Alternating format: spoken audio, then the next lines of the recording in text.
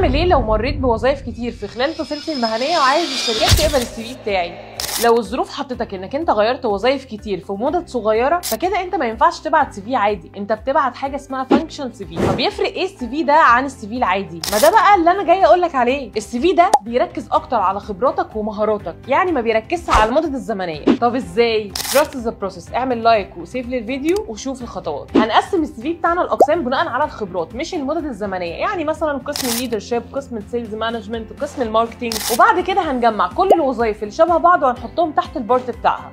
طبعا لازم نكتب السكيلز اللي احنا اكتسبناها من الوظائف دي، وعاوزاك هنا بقى تستبعد كل الوظائف القصيره اللي ما قدمتش اي فاليو ليك، وتحط بدلها وظائف تكون مؤثره اكتر. وبعد كده هتضيف الكورسات والتدريب ويكونوا في نفس الفتره بتاعه الوظائف دي، يعني عشان امنشن ان انا كنت ملتزم بحاجه معينه في خلال نفس الفتره. شغل دماغك يعني. واخيرا بقى والاهم، انك انت تحط سمري بيوضح اهدافك وازاي الشركه تستفاد من تجاربك الكتير دي. وعلى فكره لو انت بتعمل شيفت كارير برضو هتمشي بنفس الخطوات.